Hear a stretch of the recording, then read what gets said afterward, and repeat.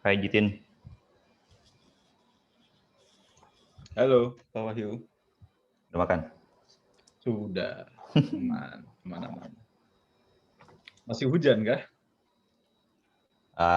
Gerimis, tapi geluduk-geluduk gitu. Ya ini kayaknya di sini rada mendung juga deh. Mas Wahyu di mana sih di ininya posisinya? Bintaro. Oh di Bintaro. Iya. Mm-mm. Ya, di sini rada mendung sih. Aku juga jadi rada suspek. Tapi kayaknya enggak. Semoga. Tadi Mas Wahyu coba pakai meeting ID gimana, Mas? Iya. Tadi aku coba pakai meeting ID, masukin passcode, dia nggak diarahin ke registrasi lagi. Oke. Jadi harus klik Linknya linknya. di registrasi ya. Mm-mm. Apa janjian meeting ID-nya itu cuma berlaku untuk host aja ya? Mungkin sih. Host atau Hello, co-host ya? can you hear me? This is interpreter speaking from Tokyo. Hi, Halo. yes, Hello. Minako, we can hear you. Hi. I think my audio is okay and I can hear you, but I think I cannot do any interpretation. I cannot see any interpretation switches. I think I'm attending just like the audience. Okay, let's Can you give us try to assign you as an interpreter. Ray, please. Yes. And I'd like to check the function. And your colleague? And she has another problem. She cannot access to Zoom at all from Plan Internet. We have more than 350 registered participants for this webinar. But before we start, there are several housekeeping announcements that I would like to make. First is that attendees, you may choose your preferred language channel. You can enjoy this webinar either in English or in Japanese. So on your screen, on the bottom right, you can see the interpretation channel. So please choose your preferred language. And for best webinar experience, you can mute the original voice, so you can only hear to one voice during presentation. The second announcement is that if you have questions or comments, kindly post them in the Q&A feature or the chat section of this webinar. Please be reminded that in the registration form, the organizer has also asked you to provide your expectation and also questions in advance.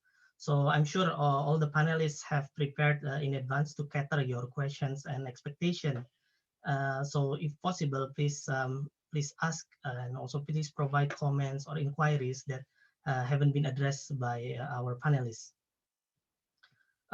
This webinar is intended to promote and facilitate knowledge exchange on good practices of school-centered and community-based disaster risk reduction approach in Japan.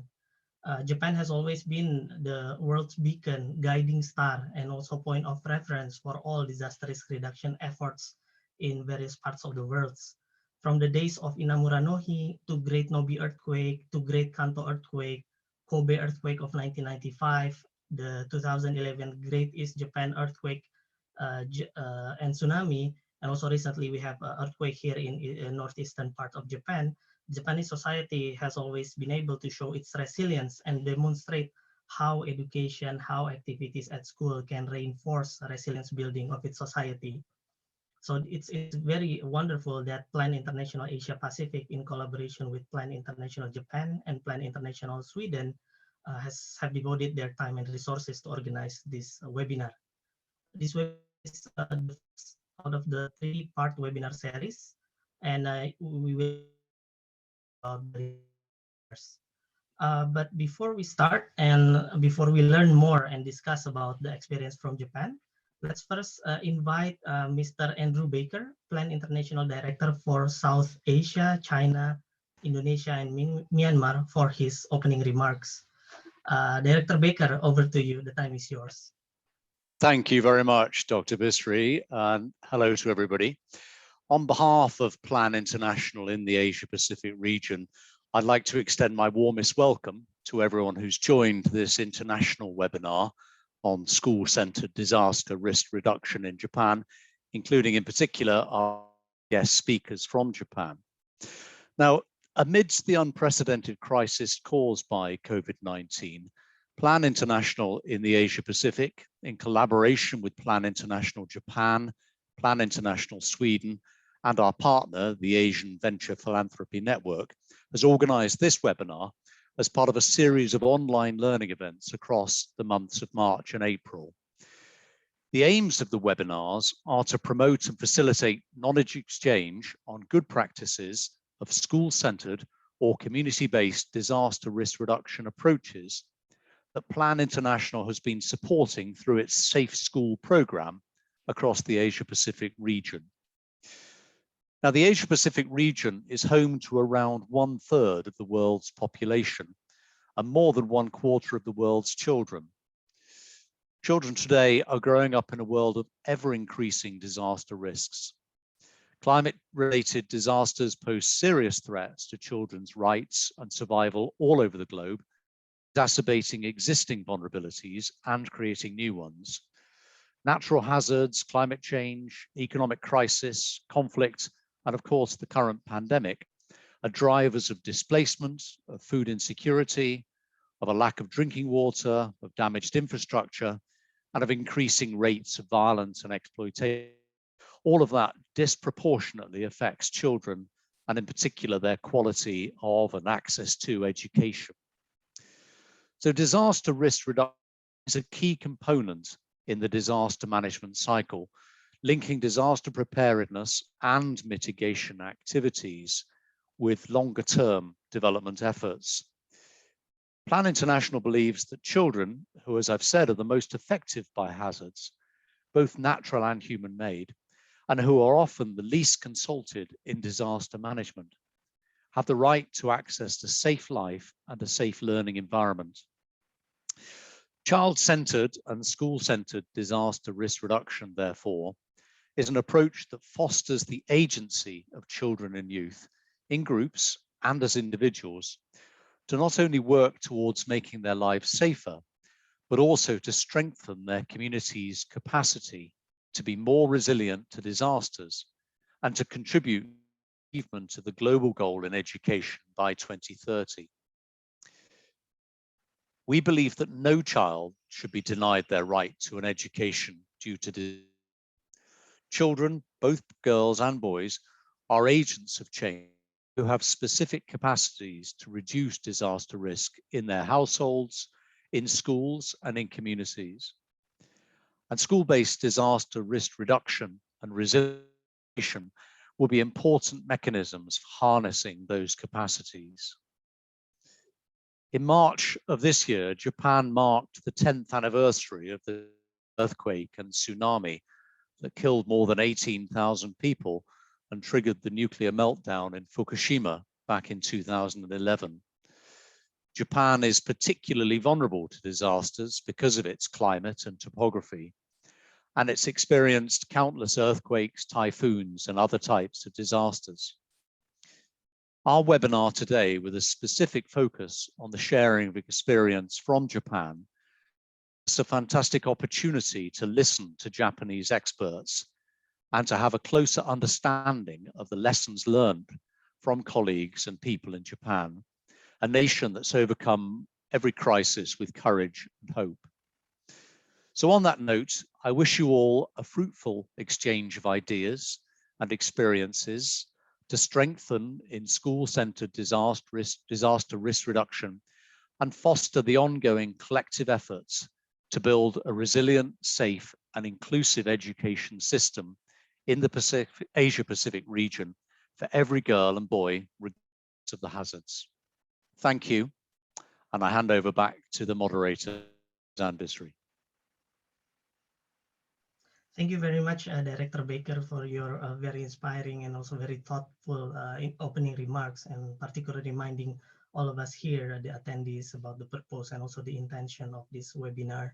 Now, may I invite all the panelists to also open their video. First of all, I'd like to introduce myself. My name is Mizan Bisri. I'm the founder of CHARI and also at the Kobe University from next April. First of all, I would like to introduce all of our distinguished panelists here that we have today. And also, just now we heard the opening remarks from Director Andrew Baker, Plan International Director for South Asia, China, Indonesia, and Myanmar. First of all, we have Professor Seiji Suwa from University of Hyogo. Professor Suwa, born in Hyogo Prefecture, Japan in 1960. He graduated from Okayama University in 1982 and became a high school teacher. 5 years after Kobe earthquake in 1995, a unique disaster course started at Maiko High School in Kobe in 2002. He had been the head of the course for 12 years, and after the retirement in 2017 became a lecturer and a specially appointed professor at universities. And now he is challenging to expand disaster education domestically and also nationally.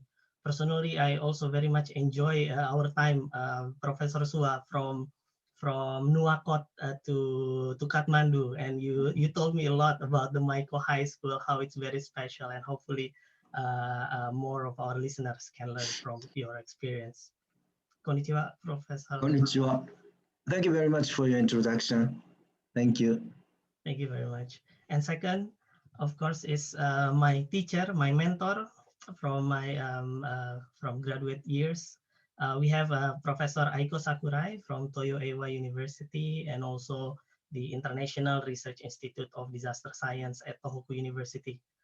Professor Sakurai got her PhD from Graduate School of International Cooperation Studies, Kobe University. Her recent research focuses on comprehensive and sustainable school disaster safety in Japan and the Asian countries, including Indonesia, Philippines, Nepal, Vietnam, and Myanmar. She is also a co-editor of a book entitled Disaster Resilience of Education Systems, Experiences from Japan.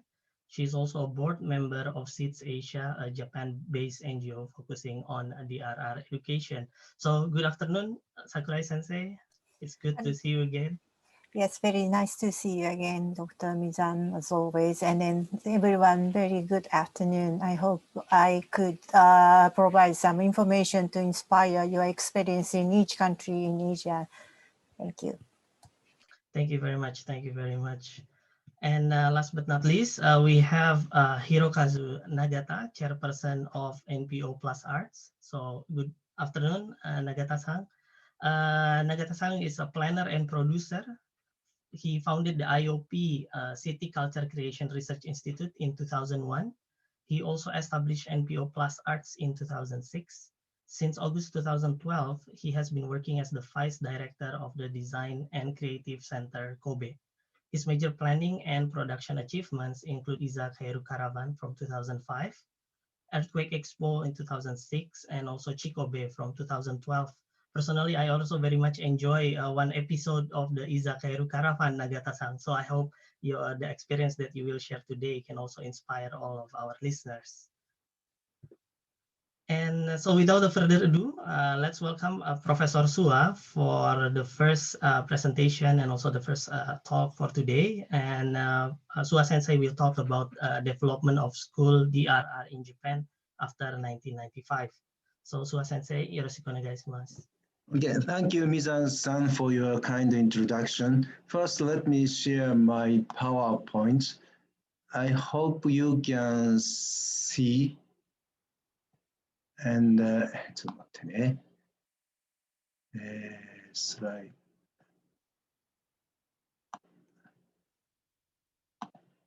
The slide is moving well, and you can hear my voice. And as Mizan, okay? Yes, all good. Okay, let me start. As Dr. Mizan introduced me, I used to be a high school teacher, and especially in Maiko High School in Hyogo Prefecture, I was involved in disaster education. This high school launched a quite unique course, only one in Japan those days. In the course, the students are expected to learn about the lessons of Kobe earthquake and about disasters and disaster management. And I was in charge of that course for 12 years. And that's why I was deeply involved in disaster education field. And now I retired from high school, and now I am working as a part-time lecturer and a specially appointed professor and a visiting researcher for some universities. And my main concern or my main duty or task is to expand disaster education domestically and internationally as a freelancer.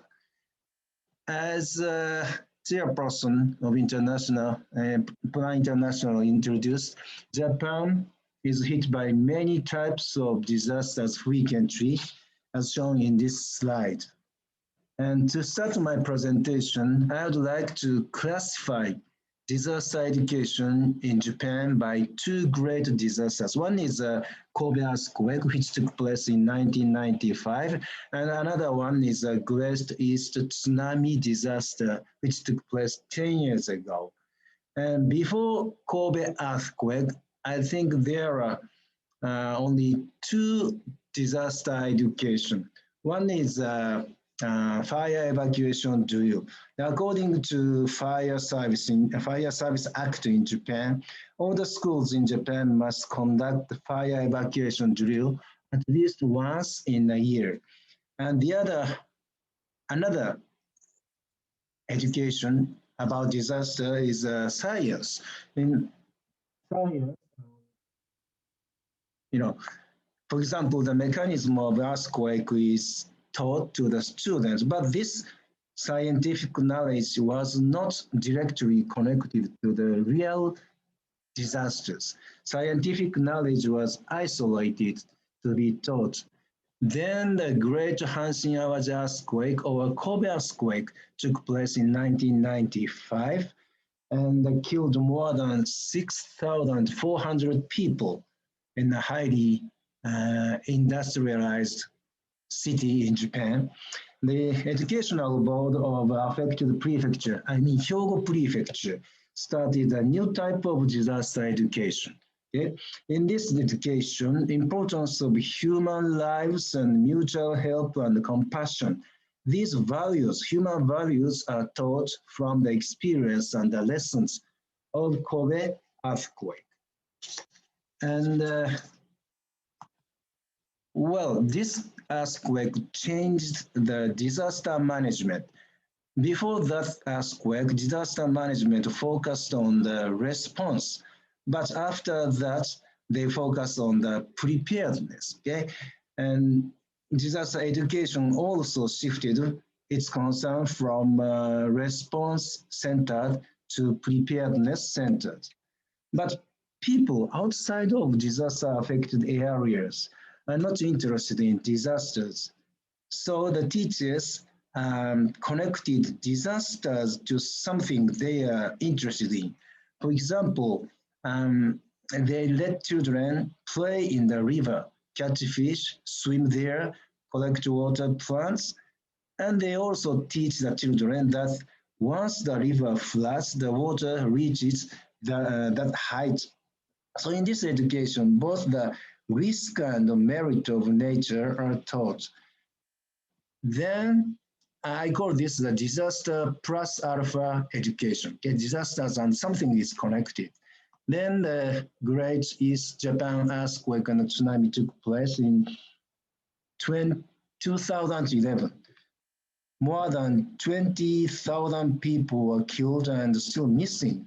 And I think the most important lesson by this tsunami is, this is my opinion, that those who believed the assumption lost their lives. So that's why I insist now that disaster education from now on must educate children not to believe assumption, okay? Not to believe assumption. This is very important. But teachers in Japan don't like the negative expression of not to do anything. They like to use a positive, affirmative expression. So in this education, I'd like the children to raise their ability to flexible decision, okay? In Japan, school activities consist of these three factors. One is subject, okay? And the second one is a time for integrated learning. So in this time, students are not evaluated by scores, and teachers can set the topics to be taught by themselves. Sometimes teachers choose disasters as their topic.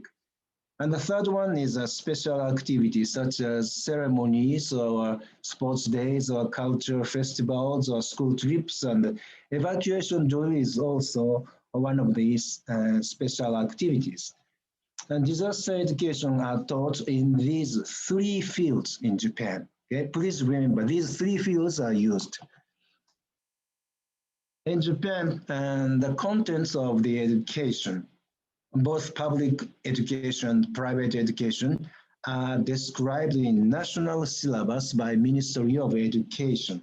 And the Ministry of Education said that they increase the contents related to disasters and safety in the new national syllabus. This new national syllabus will be used for next 10 years. And there are descriptions about disasters and safety in each subject in elementary school education. This is a chart of the elementary school subject, which includes the contents of disasters. And the teachers are expected to use textbooks complied by the national syllabus. And this means disasters are treated in each subject frequently in all the schools in Japan. But I think it seems a little bit a kind of patchwork. Okay? And these are all the subjects which includes the disaster description. And some teachers, some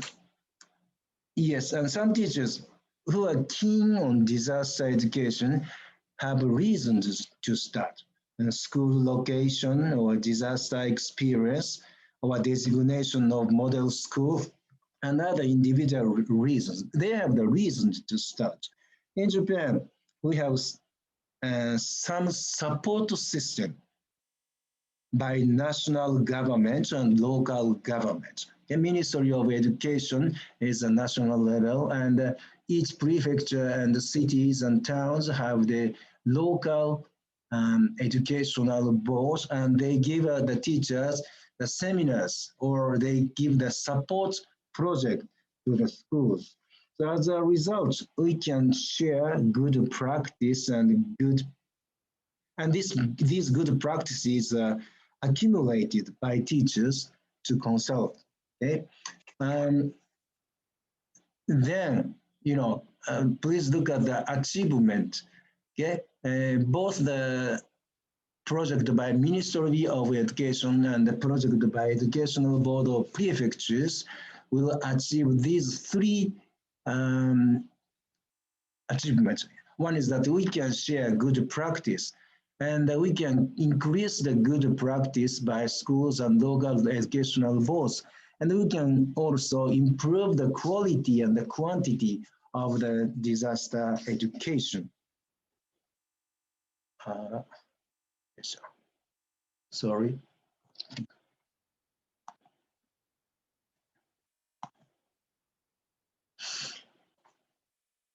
Okay, another support system in Japan is called Challenge Plan of Disaster Education. Yeah? Some schools are chosen among many schools who want to join the challenge plan, and they are supported by the group of specialists in disasters and in disaster education. And practices of disaster education continue for one school year.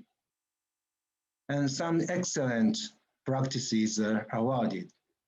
And these are some good practices. This is by high school girls in the private girls' high school in Tokyo. And another one,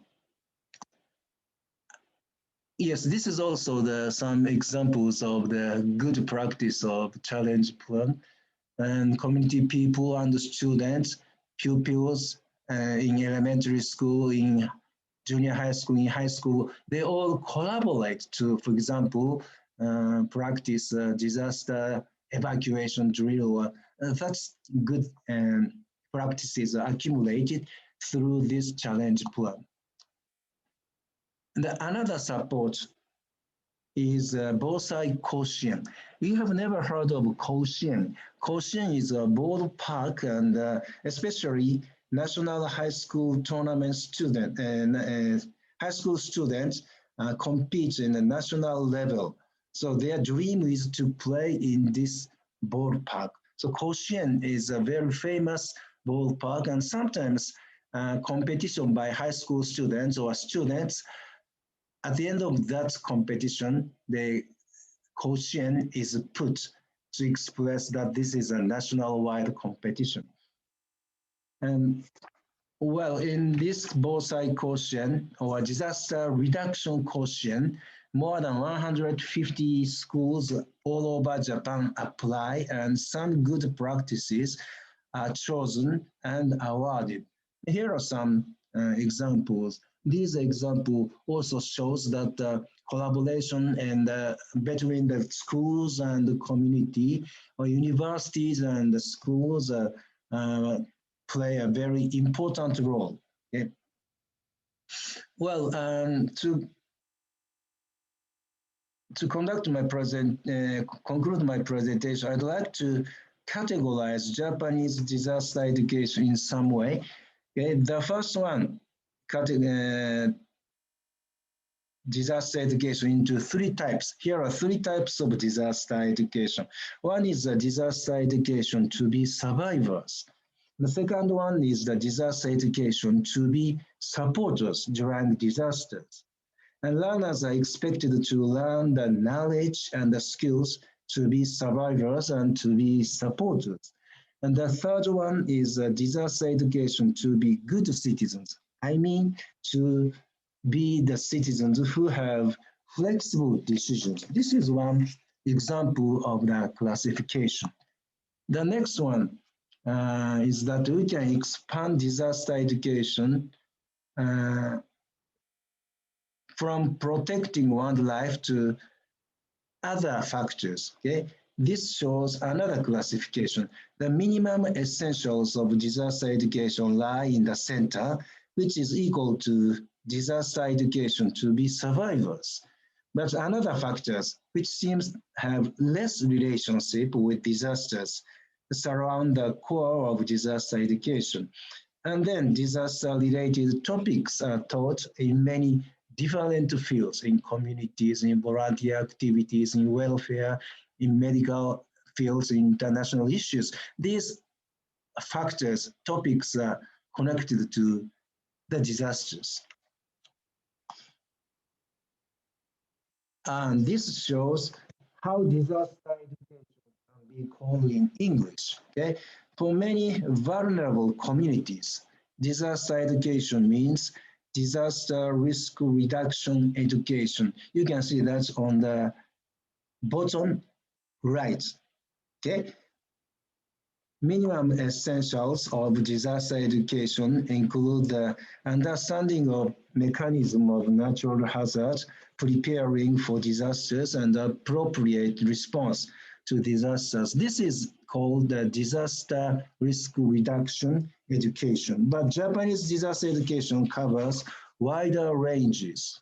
So first expression, disaster-related education hit me, but I felt that this is not enough to express the variety of Japanese disaster education. And finally, I reached the expression disaster-rooted education. Okay, I would say that we have diversity of disaster education, from disaster management centered education to human-centered education. And I have only 2 slides left. Okay, here are some shortcomings or some challenges of disaster-rooted education. Okay, patchwork of Japanese national syllabus, or limitation of supporting system, or poor disaster education for pre-service teachers. And sometimes teachers depend on outside supporters too much.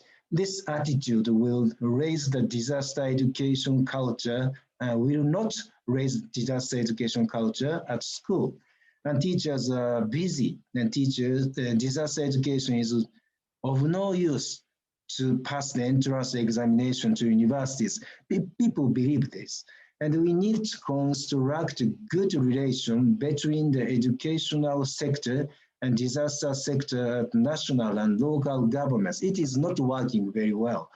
And as you see, here is a Mount Fuji, and at the top of Mount Fuji, disaster-rooted education excellent. But at the foot of the mountain, many schools still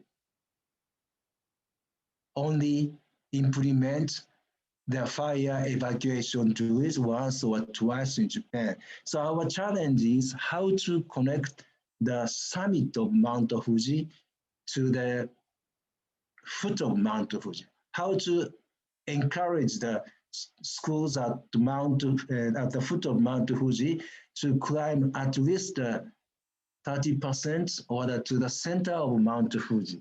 This is our challenge. That's all for my presentation. Thank you very much. Thank you very much. Thank you very much, Suha Sensei, for your Thank you very much. presentation. Indeed, that Suha Sensei already explained that disaster education in Japan also transformed over times. He discusses about the 3 types of disaster education activities, including inclusion to subject, time for integrated learning, spatial activity, and I think the essence is the purpose of disaster education in Japan, which is to ensure the students can be survivors, can be supporters, and also at the end of the day can be a good citizens. Suha Sensei also discussed about the transformation of role by the national government, the education board, and also the school themselves. And also he highlight about the challenge plan of disaster education, whereby we can see that in Japan they nurture innovation in disaster education, but at the same time maintain country coverage in terms of disaster education. And he concluded with the shortcoming and also challenges of disaster education in Japan. From Western Japan, now we will move to Eastern Japan with presentation from Professor Sakurai. And but before that, I would like to remind everyone, all the attendees, to make use of the Q&A function in your Zoom to type your question and comments. And also if you see there's already a question there, and if you like it, you can click like, so we know that lots of people wants us to discuss it further. So without further ado, Sakurai Sensei, please, the time is yours. Thank you. Let me try to share my presentation. To save my time, I've already recorded my presentation. So let me share the PowerPoint file with my voice now. Dr. Mizan, thank you for the introduction. This is Aiko Sakurai. Today, I talk about school disaster risk reduction in Eastern Japan. Why Eastern Japan? Because in 2011, Great East Japan earthquake occurred in Eastern Japan, Tohoku region of Japan. The earthquake occurred at 2:46 p.m. on Friday, March 11. The earthquake came with the massive tsunami. The highest tsunami was more than 40 meters. I have been working in Ishinomaki City of Miyagi Prefecture since 2011. Based on my experiences, I'm going to explain about the school disaster risk reduction in Eastern Japan today. Damages by the 2011 disaster in the Japanese education sector was huge, especially the severest in Miyagi Prefecture. Out of 465 deaths in Miyagi Prefecture, more than half occurred there. And then 846 school facilities, 95% were damaged. And then 93 schools were inundated by tsunami. And then 54 schools out of 73 were located outside of tsunami hazard zone. And then 29% of schools were used as evacuation shelters in the longest or more than 6 months. So why these damage occur? These are the issues of Pillar 1 and Pillar 2 of Comprehensive School Safety Framework. Mainly these are because schools were located near the coast without tsunami countermeasures. no many schools prepared for tsunami education properly. So we needed to fully review our school DRR policies in the post-2011. These pictures were the sum of improvement of Pillar 1 and Pillar 2. The left photos shown the rebuilt school building in Highland. And then below left photo is evacuation stairs installed outside of school building located at coastal area. 桜井先生、 And then 動いてないです。 photos. Why? すいません、何ですか？パワーポイントが動いてないです。動いてない。最初ですか1枚目の日本地図のままです。あんま。はい、すいません。なんでだろう。もう一回やり直します。But you can hear my presentation. Yes, Sensei, we can hear your presentation. Okay, Yes. let me speak by myself in that time. It's okay. Sorry, I'm going to start from this slide. Can you see the photos? No, we haven't. Can you see the photo? You just stop No. share. Can share the screen again. Share again. Can you see this photo? Now. No? Not yet. Mizan, can you see it? I can Not yet. hear you. Sakurai Sensei. 見えないです。 You can. You can, I cannot. Yes. How about this? I retried. ブラックですね。 It's starting. So sorry about my mess. Let me do it again.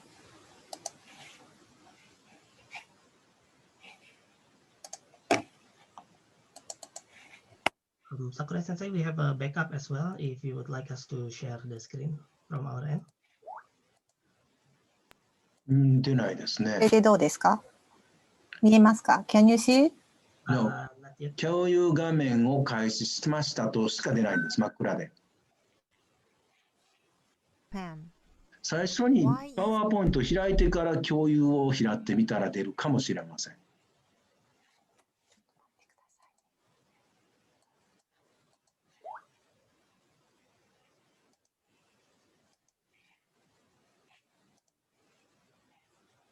出ました。 We have it on the screen from the committee if you would like to continue, and then we スクール can. セーフティーフレームワークっていうのが出てます。 Okay.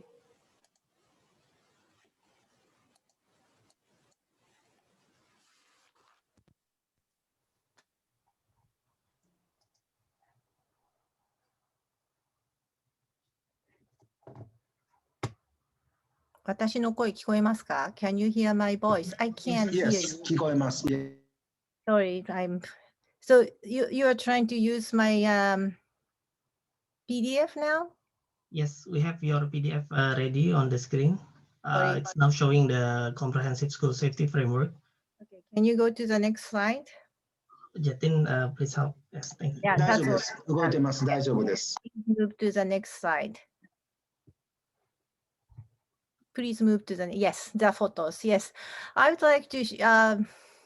You hear my voice, right? Yes, we did. Yes. And We you did. heard my explanation so far without Yes. my slides. Okay, let me start from this photo because without photo you can tell. So this is photos of some improvement after the 2011 tsunami. The left photos are about the school rebuilt schools in Highland, and then the bottom photos are the school evacuation stairs installed outside of school building at the coastal lines. And then right photos are the some of improvement in the disaster management and disaster education. The top slide is about the joint DRR drills at the coastal schools in Ishinomaki. These DRR drills are organized by the community, school, and local agency and local fire offices. And then bottom are the school not school. It's a tsunami evacuation buildings at the coastal area. School children visited this building and then checked the height of the building and then tried to understand why tsunami building is located this area. This is used for the disaster education. Next slide, please.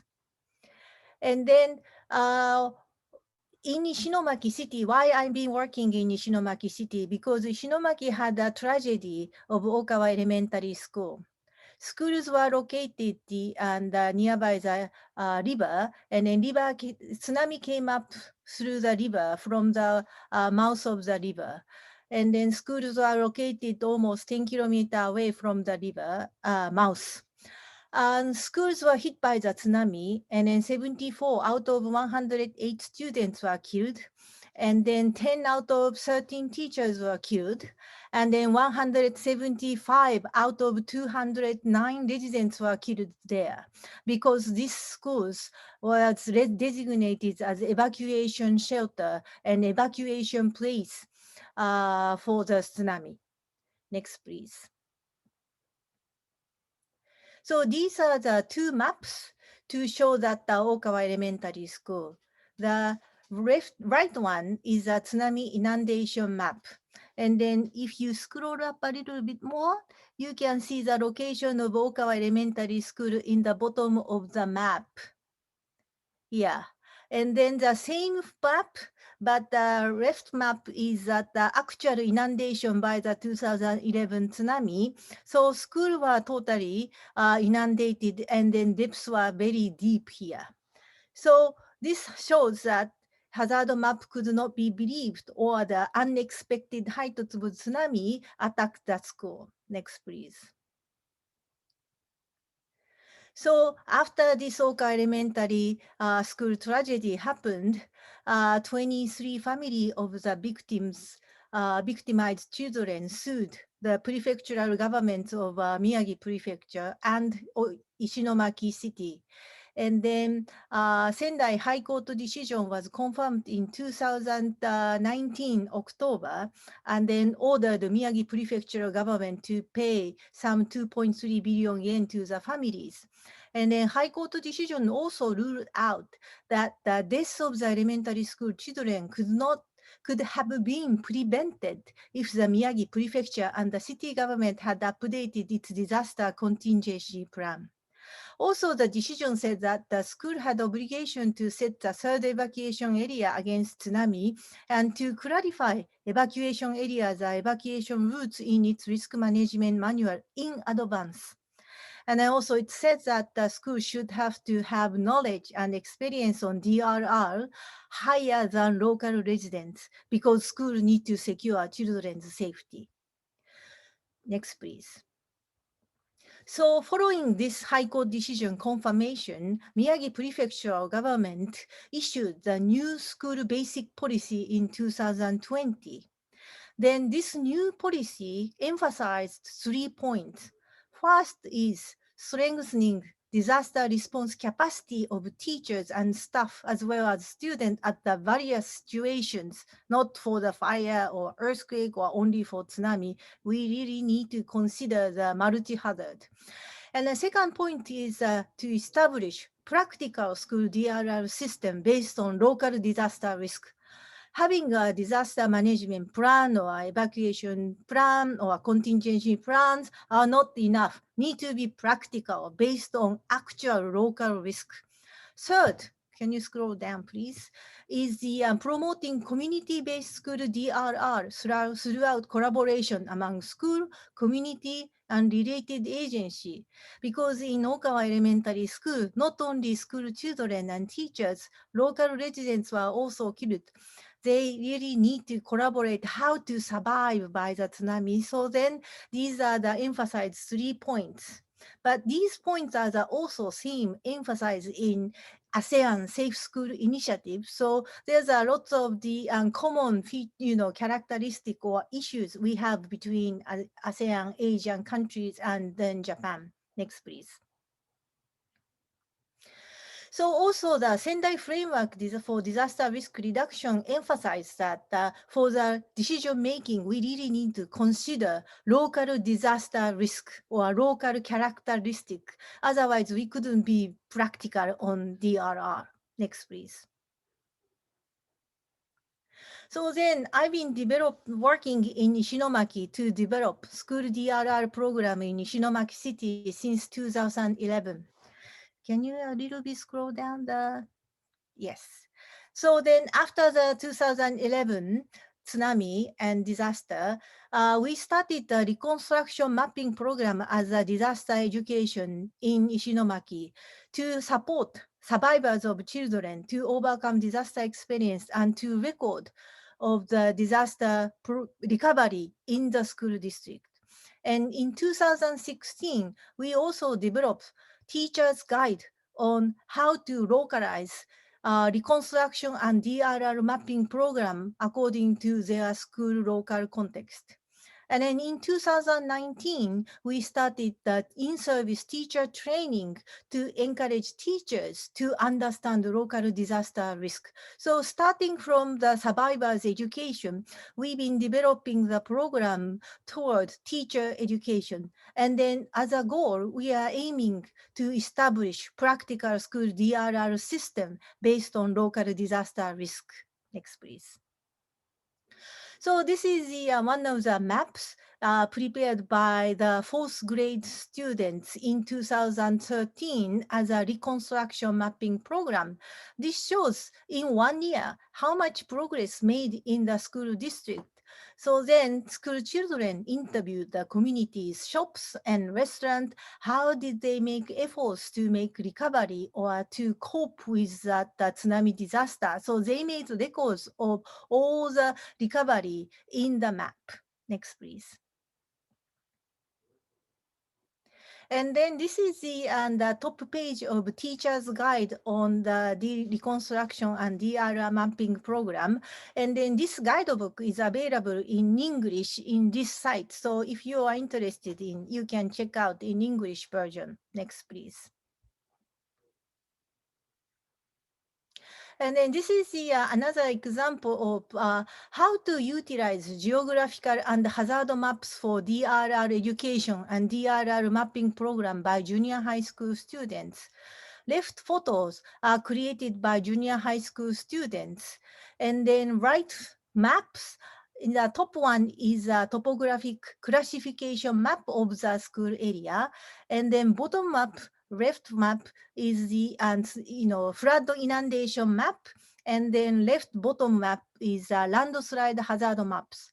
So by reading these three right maps, junior high school children learned how to read these maps in a social science class, and then to make a town watching and then interview the local community, and then created this map in the left. And then the right red colored area in the left map is the actual inundation in 2019 typhoon. So then also you can go back to the right map, top right map, you can see the deep green part. That area is fully inundated because this deep green color shows the swamp area. So then children could understand the linkage between the landform and disaster risk. Next, please. Next, please. And then this is another example of how to utilize records of tsunami for DRR education and DRR mapping. So based on the reconstruction mapping program from 2012 to 2014, school children recorded the tsunami height and then also interviewed the people.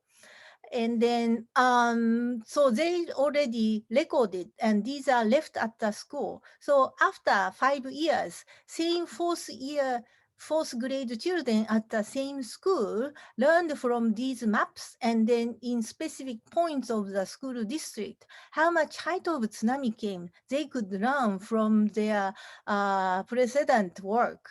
And then also at the same time in the school district, there's many signs of like evacuation route or evacuation building or inundation areas. So by combining these information and then records at the school, they could actually learn how much height of tsunami came. So this is another example of how to utilize records of the disaster. Next, please.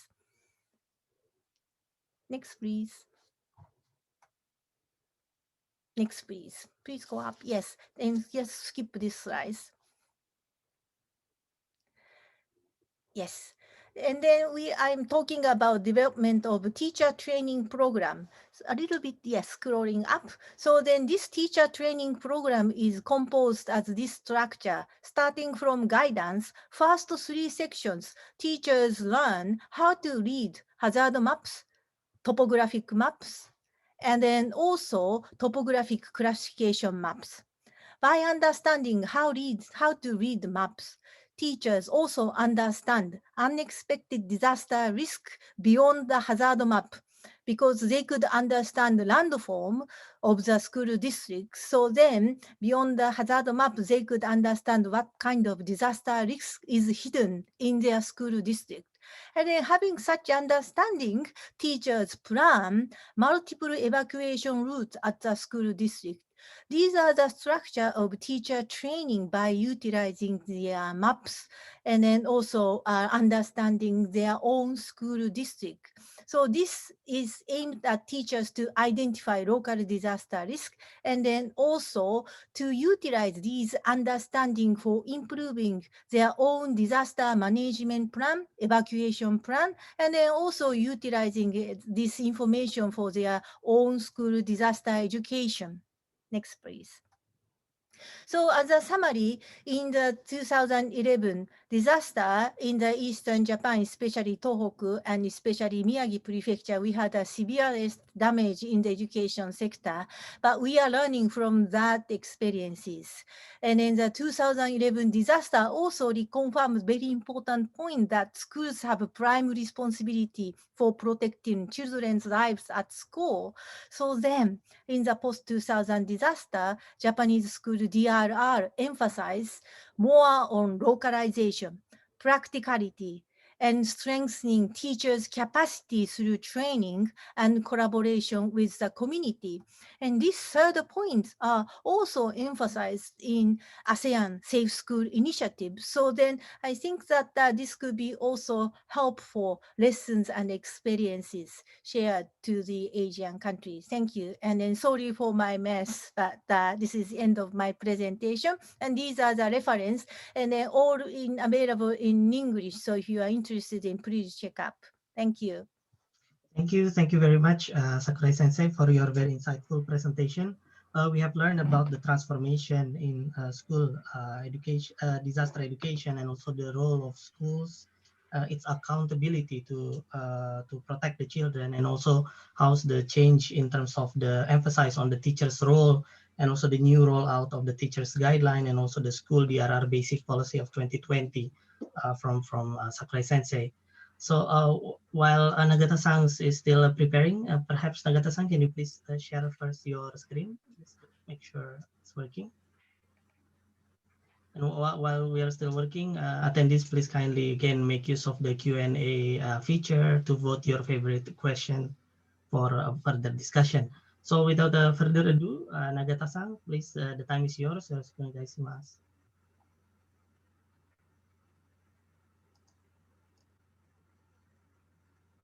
はい、もう映ってますでしょうか。大丈夫ですか。はい、大丈夫です。はい、じゃあ始めたいと思います。Yes. 私の方、NPO 法人プラスアーツ理事長の永田博和です。よろしくお願いします。私の方からは日本神戸で生まれて、世界に広がっている楽しく学ぶ防災教育の取り組みについてご紹介をしたいと思います。私たちのスタートラインですけれども、阪神・淡路大震災、1995年に発災しました阪神・淡路大震災です。その当時の様子です。6400人以上の方が亡くなりまして、その中でコミュニティの方々で助け合ったというようなお話も生まれました。そしてですね、その阪神・大震災の被災者の声を集めるところから活動をスタートしました。その結果ですね、被災地で本当に役に立つ知識や技っていうものをたくさん教えていただきました。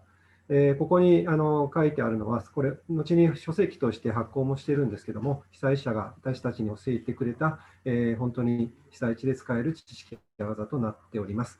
で、この、教えていただいたことを子どもたちや、ご家族、いろんな人たちに伝えていくために、少し、工夫をしまして、デザインシンキングとか、クリエイティブシンキングと言いますけども、少しクリエイティブな発想を注入しまして、作ったのがいざ帰るキャラバン、楽しく学ぶ防災の取り組みです。ちょっとアニメーションがありますので、見てください。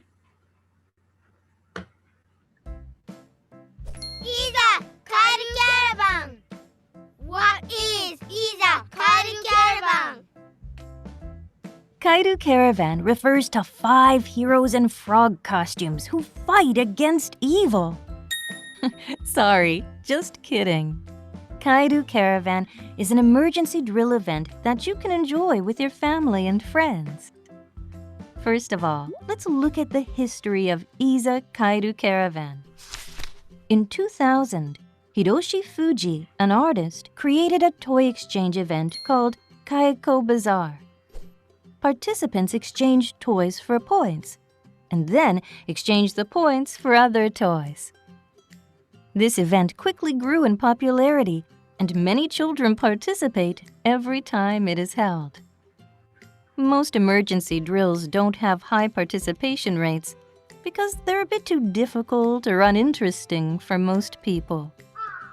This event combined an emergency drill and a toy exchange to attract many people, making it a successful emergency drill event where lots of children and their families got together. This is how Isa Kairu Caravan started. Kairu Caravan uses goods and tools which have the motif of frogs in the emergency drill conducted at the event. In this way, the emergency drill was transformed into an event that children can enjoy. Yay! Emergency Drill Program. There are many programs, so not all of them can be introduced here, but you will see some of them. In the target game using a water extinguisher, participants learn how to use an extinguisher by discharging water at frog-shaped targets. In the time trial with a blanket stretcher, participants learn how to make a stretcher using familiar and accessible goods, as well as how to carry a person using a human-sized frog figure. The Bucket Brigade competition provides an opportunity to learn about forming a quick bucket brigade. Participants are divided into 2 teams and have a bucket brigade competition.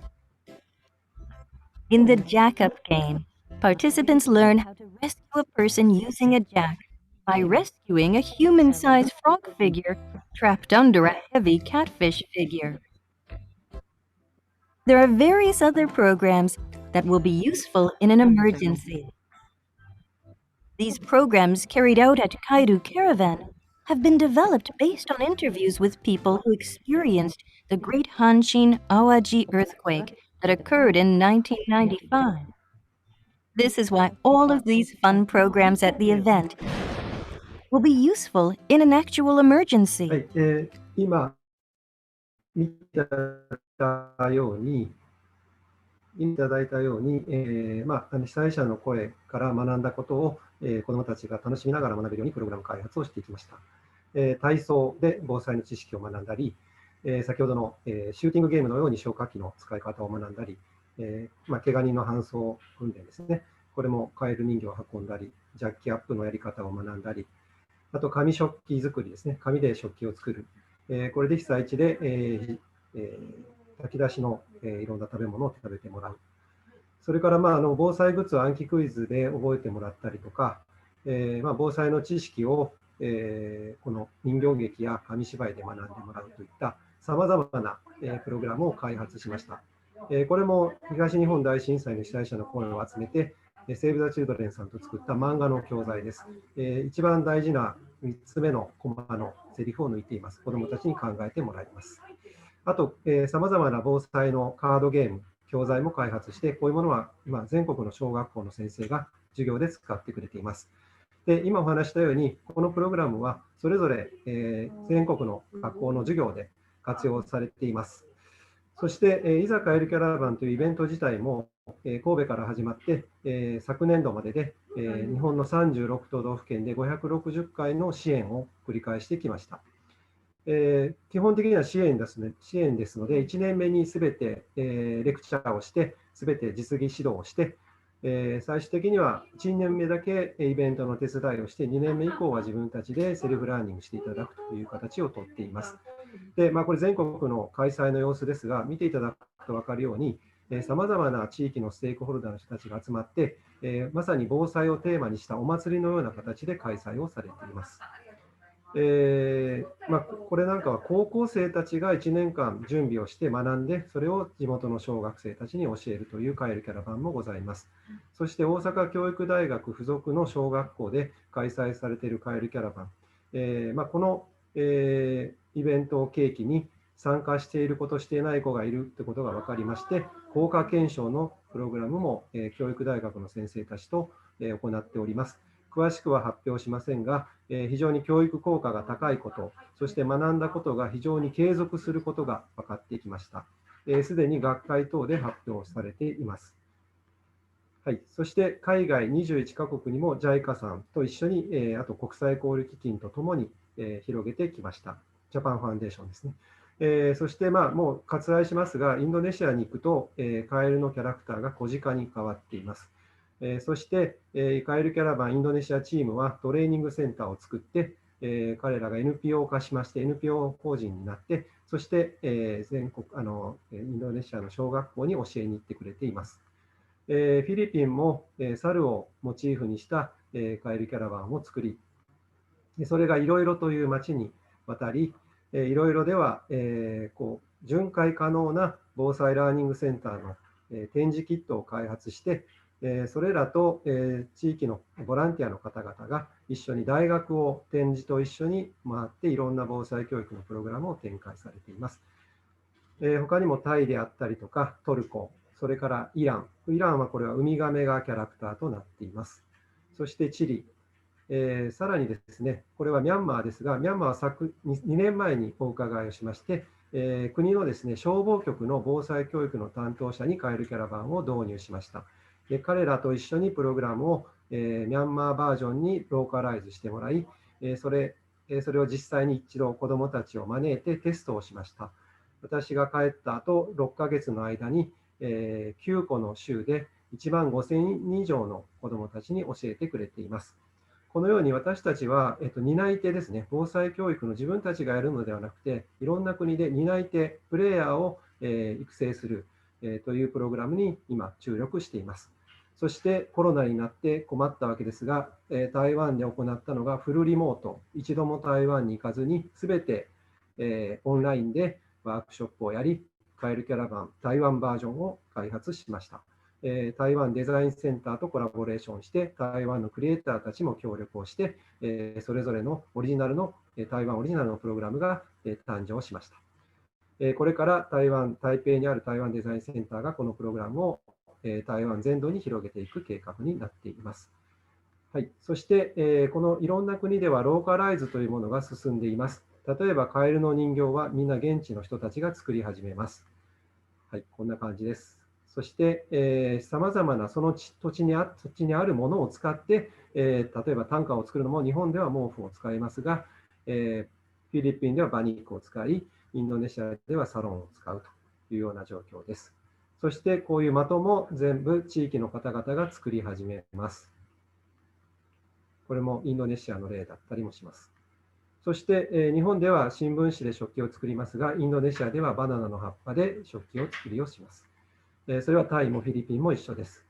そしてこういう日本で作ったカードゲームもローカライズされて、タイバージョンやフィリピンバージョンが生まれています。そして最終的にはキャラクター、シンボルキャラクターも変わってしまいます。こういうローカライズが進むことが私たちとしては喜びであり、そしてこのシンボルキャラクターまで変わったら私たちはもう行かなくていいよというサインになっています。最後に、ネパールで今取り組んでいる JICA のプロジェクトを紹介して終わりたいと思います。もう簡単に言うと、ネパールではすべての小学校でネパールのカトマンズやラリトブルという主要都市5都市の中に小学校の中に防災教育クラブを作るというプロジェクトを立ち上げて展開をしています。モデル校20校を設定しまして、その先生たちに集まっていただいて、まず先生たちに防災教育のトレーニングをしました。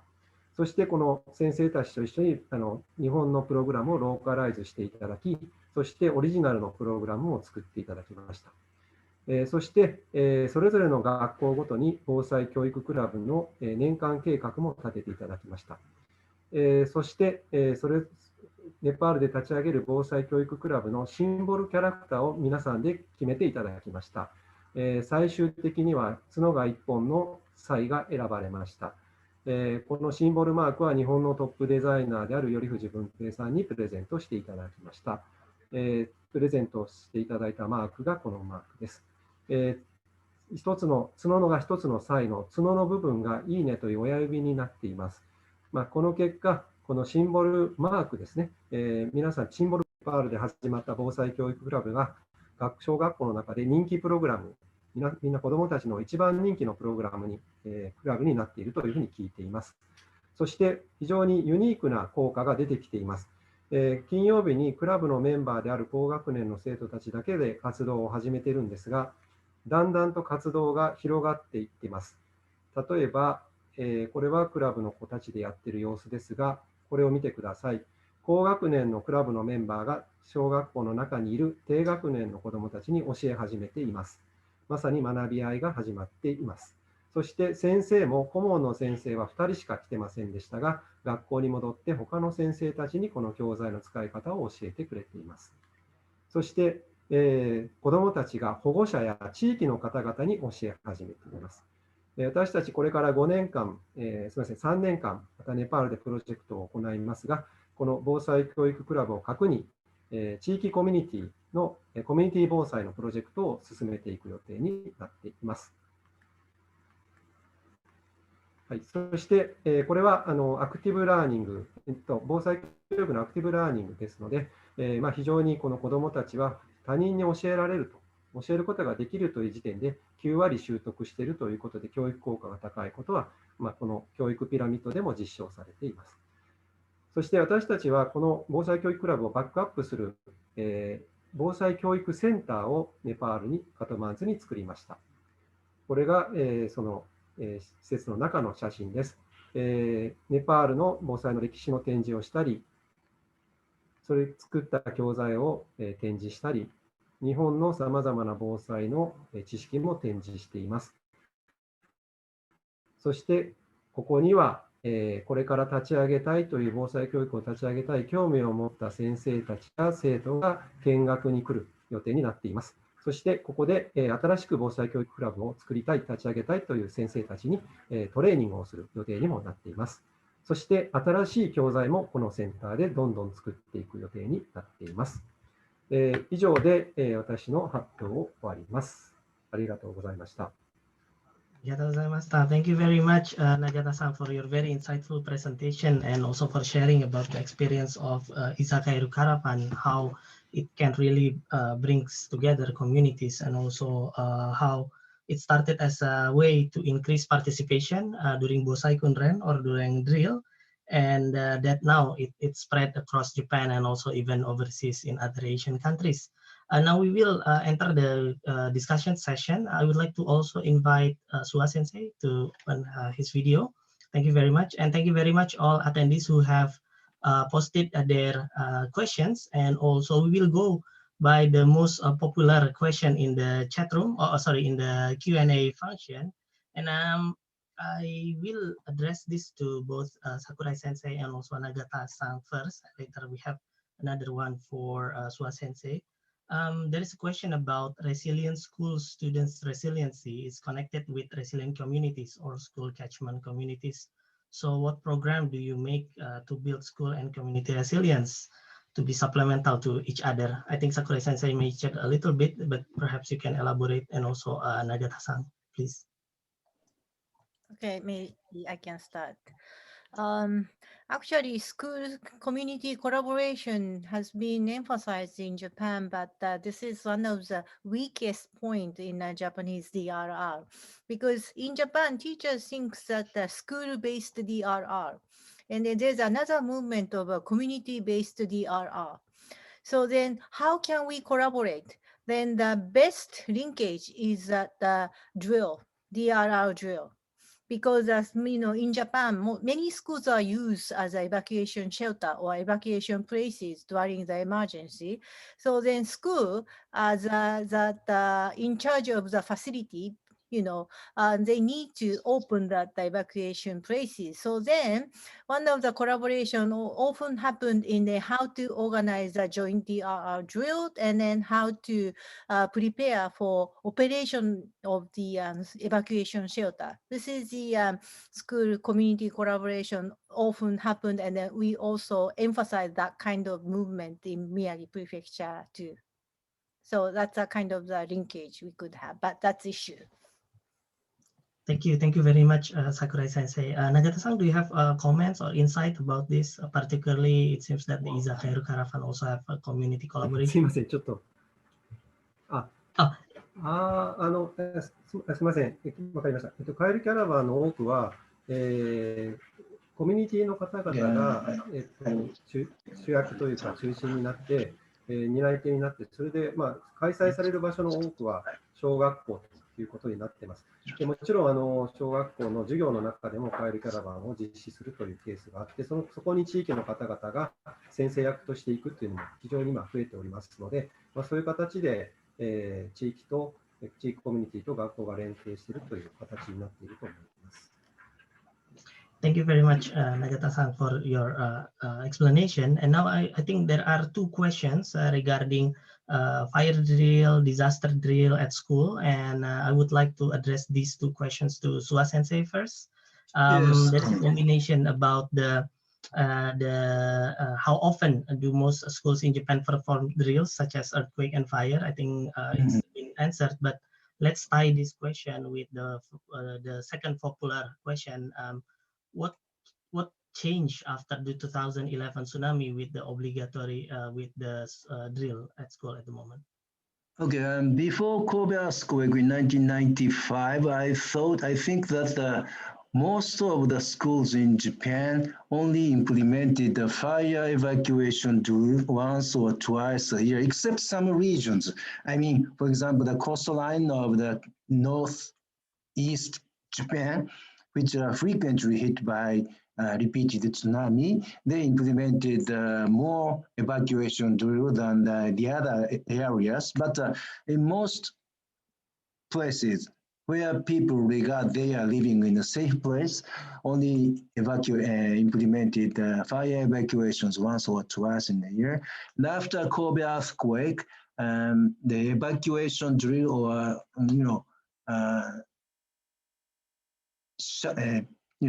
how to protect themselves from the strong shake of earthquake is added to that kinds of drills in Japan.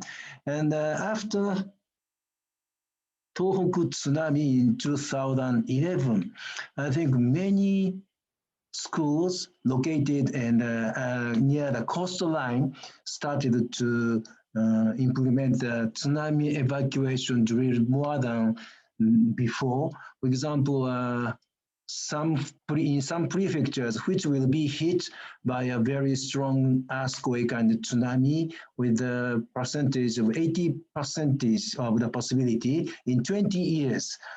There, if the school is located along the coastline, they implement the tsunami evacuation drill more than once a month. Okay? So I think that tsunami in 2011 really changed the situations, but it is limited to the coastline, to the schools located along the coastline, where the people know the vulnerability and the possibility of the coming tsunami. Okay. Yes, thank you very much, Suha Sensei, for the explanation. And I think one of the Sakurai Sensei's work also touch upon the information about the drill. So the readings from Sakurai Sensei can be used as a good reference for our listeners as well. Now let's move on to the next most popular question. There is a colleague from a Department of Education in the Philippines from Las Piñas City asked if there are any on-site validation and comparisons on how effective are the earthquake drills and disaster preparedness of schools in every country like in the Philippines. Perhaps Sakurai Sensei or Suha Sensei can tackle this question. This is directly touch about the school management itself. Is there any validation in the context of Japan? Please. That's very difficult question to simply answer. But I only know Philippines in Tacloban City, Leyte Island, because I've been working there for like 3-4 years after the typhoon Haiyan. But regarding Philippines, I think that you have your barangay office there. And then also you have a disaster management agency there. So when we talk about validation, we really need to have a special expert to analyze how effective it is, because only from the perspective of the community residents and then the school teachers, disaster risk is very complicated. And so then in Japan, we always encourage to get expert advices from the local offices. So in the case of Philippines, barangay office or a disaster management agency, these are the quite necessary to be effective and practical. That's my answer. Thank you very much, Sensei. Suha Sensei, do you have something to add about the validation? And I visited the Philippines 2 or 3 times, and once I was there in February, and I think there's a national-wide disaster day or something like that. In the elementary school I visited, they practice the earthquake evacuation drills. And I heard that that kind of drill is done all over Philippines. Am I right? And yes, this is very important. And JICA implemented special course, 6-week course last year, and this year it was shortened because of the coronavirus, 4 weeks on the internet, and 2 people took part in the seminars on the internet, and last year 6 weeks in visiting Japan, and 2 people, they are both from the disaster management sectors of Philippines. And what's important is I think that these kinds of people collaborate with the teachers at each schools, and they help the teachers to implement the disaster drills on the day of the disaster day in February. That kind of relationship will enrich the disaster education in Philippines. And the Philippines have so many varieties and kinds of hazards. So another, this is my thought that according to the hazards, you can make different types of disaster education to the schools. So you can choose the hazard of the community, and you ask the specialists in the disaster sectors to visit schools or to educate teachers to teach about these disasters. I think this is my opinion. Thank you very much, Suha Sensei. And I think the next round, I think we can tie a question regarding school students collaboration with municipality officers and also the role of NGO on DRR. Yes, there is a request to be for this question to be responded by Sakurai Sensei. I would like to invite Nagata-san also for his view regarding school student collaboration with municipal officers. and also the role of local NGO. And I saw in the chat there is an interesting question regarding the implication of COVID-19 with the DRR activities at community and school. So perhaps if Nagata-san could kindly address these questions. Thank you very much. And then we move on to Sakurai Sensei to give her some breathing space. Yes, please, Nagata-san.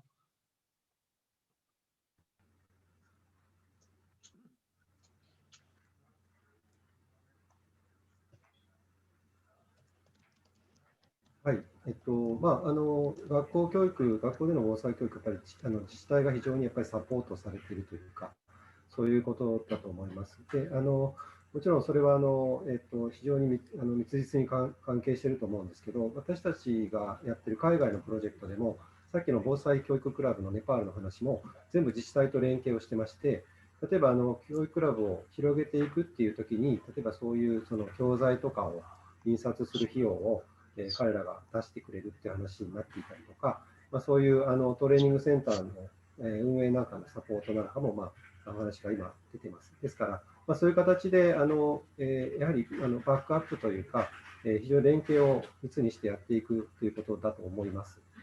で、あと、コロナになって、正直最初、完全に仕事なくなるなと思ってたんですけど、実はそんなこともなくて、実はもうかなりオンラインに振られました。で、実際には動画を、作ってほしいというオーダーが、うちの場合、企業さんが社会貢献として防災教育をされているんですけど、そういうところから、多分家におられる子どもたちとか家族に向けて、動画の防災、例えばゲームで、防災のゲームとかカードゲームとかを動画でできるようにして配信してほしいとかっていうのをかなりやりましたし、あと TikTok 社から依頼が来て、今 TikTok の中にプラスアーツのアカウントがあるんですけども、そういう取り組みも始まりました。それはコロナで全然いいことは何もないんですが、そういういろんな形で防災の知識や技を伝える、なんですかね、いろんなメディアが広がってきたなという感覚を持っています。ありがとうございます。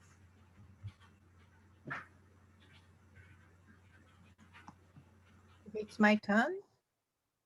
Related to the municipal government. This is another difficult question, but it's very important to get the municipal government involvement on school-based DRR because not only in Japan, for example, not only the schools at the disaster-prone areas need, school DRR should be implemented. We aim at all the schools in Japan should implement effective school DRR, activity. To do that, we need to have a municipal government leadership because municipal government is primarily responsible for the citizens' lives and assets. So then, for example, municipal government provide the hazard maps or all the disaster-related information, but without having a linkage between school and the municipal government, these information could not be utilized at the school, like when they conduct the disaster drills or disaster education. So then in Nishinomaki City's example, they set up that kind of the big conference on the school-based DRR led by the city municipal government. So then every month they get together and to discuss what should be done and how much implemented. These kind of discussions are done, and then based on the school request, municipal government try to provide information and try to follow up. But it's really hard to get the municipalities' involvement from the education side request. So then we already need to have a stronger leadership to make it working, That's what I have experienced, but that's very important. Thank you very much, Sakurai Sensei. And we are, of course, approaching the end of our session, but I want to tackle two more questions that I think can be addressed to Suha Sensei and can be the final. And then later I will invite all speakers for their final statement about this topic.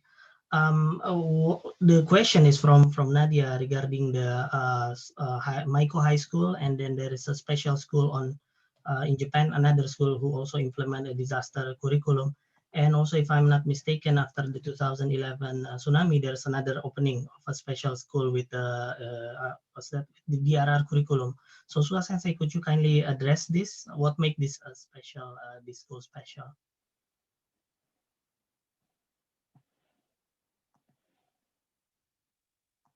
Suha Sensei.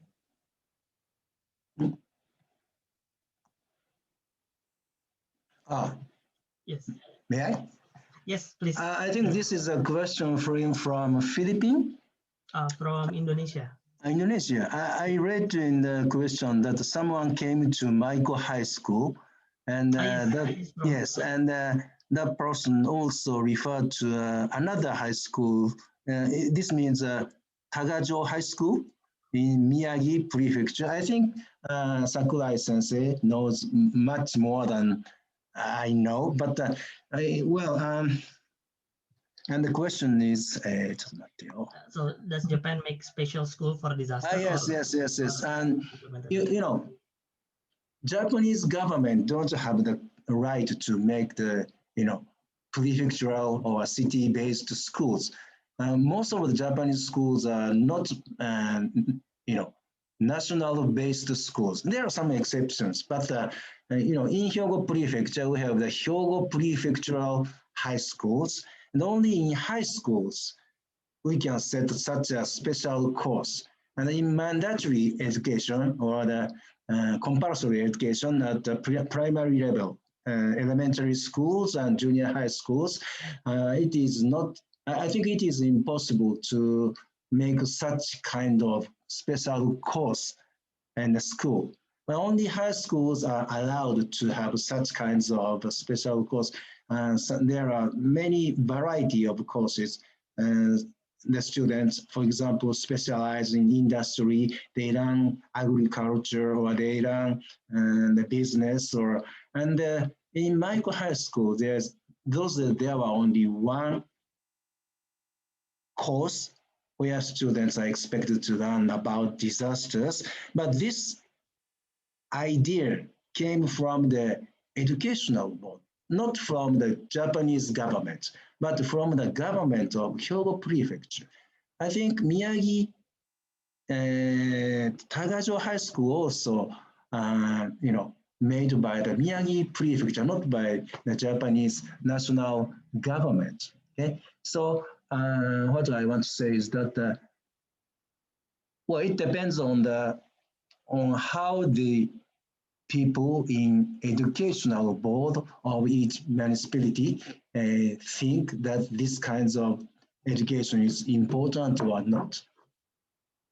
Aiko Sensei, do you have something to talk about Miyagi Tagajo High School? Or I just want to know the difference between high school and Tagajo High School. But as long as I know, Tagajo High School has a disaster science course.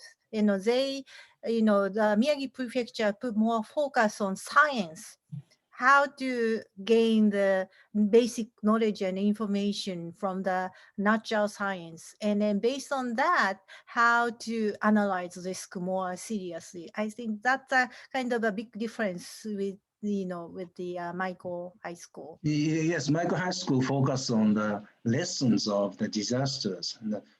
They focus more on social issues.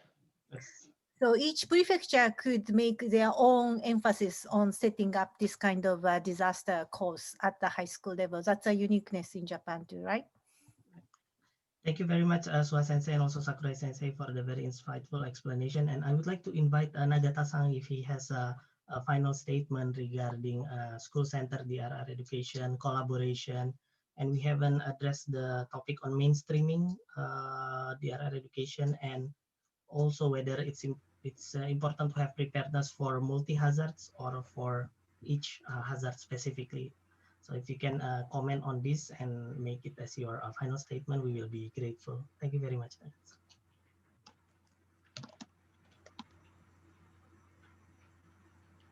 じゃあ、私から防災教育を、ずっと15年ぐらいですかね、やってきた感覚でいきますと、やっぱりなんかかなりレイヤーを重ねていかなきゃいけないというか、もう学校もそうなんですけど、家庭であったり、いろんなその、場所や、リソースを使って防災教育をやっていくってことがとっても重要だと思います。で、小学校でできることと、やっぱり地域での高齢者の方とか、いろんな人たちにやることも全く違いますし、今日は学校と子どもたちっていう目線だと思いますけども、いずれにしても子どもたちに対しても、なんかその学校を軸にしながらも地域でもやっぱりフォローしていった方がいいと思いますし、学校を核としながら地域の人たちをこう巻き込んでいくってことも重要だと思いますし、そういうことに、今日私が紹介したような、楽しく学べるっていう、ツールというかプログラムが、貢献できる部分が、その全てではないですけども、若干あるかなという部分ぐらいなんですが、そういう活動ですので、参考になったのであれば幸いです。ありがとうございました。Thank you very much, Nagata-san, for your very insightful explanation about the experience as well, and also what are the points that our colleagues can learn. Before we wrap up this session, we are approaching at the end of our session. I would like to invite Mr. Hiroaki Umano-san, Director of Plan International Japan, for his synthesis and also closing remark for our session. Mr. Umano, please, the time is yours. ビスリー先生、ありがとうございます。プランインターナショナルの馬野と申します。本日はプランが主催する学校防災ウェビナーにご参加くださり、皆さん本当にありがとうございました。また、パネリストの3名の先生方、貴重な学びをいただき、本当に感謝しております。プランインターナショナルは2012年より、学校の安全性を強化するための包括的支援プログラムのもと、学校レベルでの防災の取り組みをアジア各地で実施してきました。これまでネパール、中国において、そして現在はネパール、そしてバングラデシュにおいて、災害に強い学校プロジェクトを実施しています。また、現場での事業実施だけではなく、今回のウェビナーのように、アジア全域において学校防災のムーブメントを広げる取り組みも行っています。今日のウェビナーでは、学校レベルでの防災に関わる第一人者である3名の先生方から貴重なインプットをいただきました。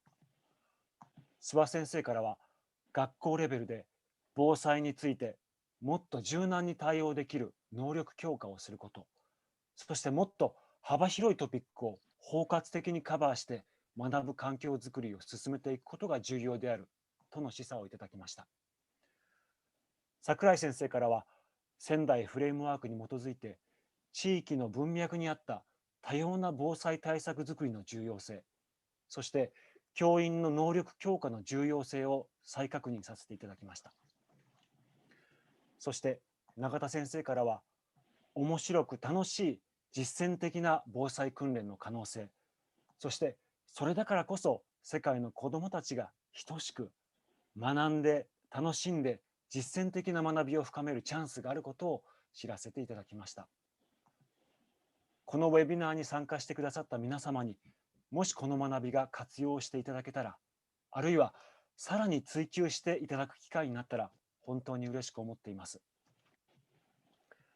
プランインターナショナルは、今日も言及がありました東日本大震災で初めてスタッフを派遣して緊急支援を行いました。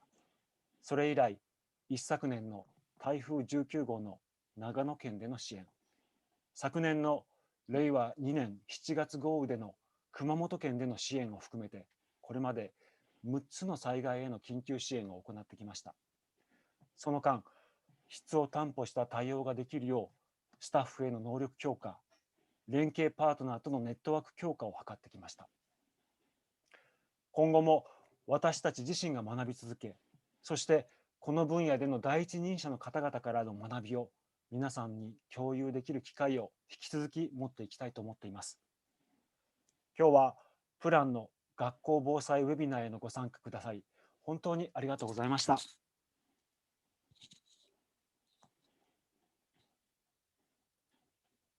Thank you very much, Director Umano-san, for your very heartwarming closing remarks and also reminding all of us about the key points from each speaker. And I think we have achieved the purpose of this school-centered DRR in Japan to promote and also facilitate knowledge exchange on good practice of school-centered and community-based DRR in Japan.